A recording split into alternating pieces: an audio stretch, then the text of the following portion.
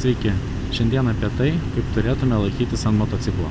Tikriausiai teko matyti internete visokių video, kaip motociklo vairas tai pradeda mėtyti į abi pusės, vis stipriau, kol galų gale motociklininkas krenta nuo motociklo.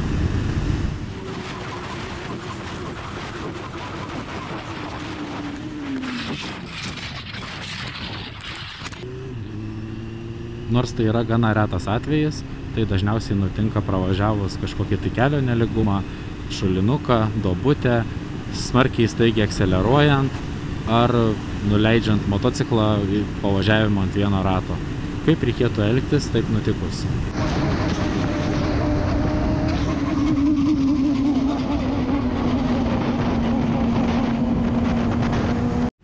Pirmiausia, išsiaiškinkime, kaip ir dėl ko reikia laikytis ant motociklo.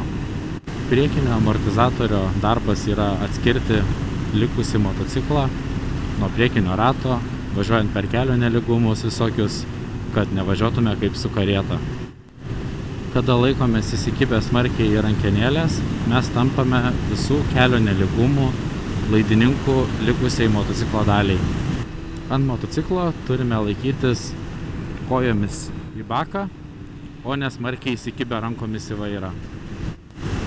Motociklo vairą turėtume laikyti kaip du kiaušinius rankose, kurių nenorime sutraiškyti.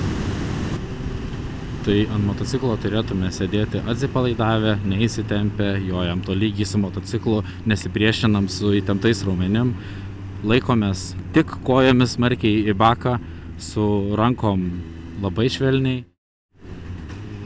Ir dar vienas dalykas, kad rankenėlės nelaikome prie pat kraštų suspaudę. Geriausiai kažkur toliau prie krašto, švelniai paėmam. Į rankenėlės mes nesilaikom, tik tai jas prilaikom vairavimui, akceleracijai bei stabdžiui. Jei jūsų riešai ar tiesiog rankos pavargsta nuo važiavimo, pradeda skaudėti, tai yra geras indikatorius, kad per smarkiai įsikibę laikotės į vairą ir jūs su kūnu sugeriat visas kelio nelygumus, visas vibracijas. Tai yra pavojinga ir toks vairo įsikibimas turi pavadinimą Death Grip, tai mirtinas įsikibimas.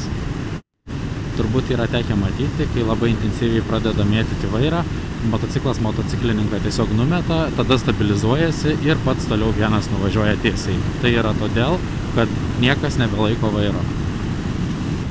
Tai jei taip nutiko, kad pradeda kažkiek mėtyti vairą, ką turėtume daryti, tai iš karto paleisti vairą ir leisti motociklui pačiam stabilizuotis.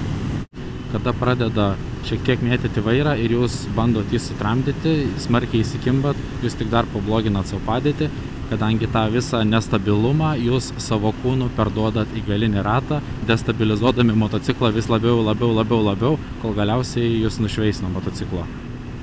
Tikriausiai vienintelis dalykas, kuris galėtų jums tokia situacijoje padėti, tai paleidžiant vairą galima galiniu stabdžiu kažkiek mažinti greitį. Buvo žiūrovo naujoko klausimas, kaip elgtis, kaip važiuoti kažkokiame nelygiame kelio ruože, kur galbūt yra daug prilopyta. Tai pasikartosiu svarbiausias dalykas, važiuojame ant motociklo atsipalaidavę. Jojame atsipalaidavę, neįsitempę. Kada mes įtempiam raumenis, mes tampame pasipriešinimu visiems motociklo judesiams. Mes visus nelygumus, viską tik sustiprinam ir sugeriam papildomai dar su savo kūnu.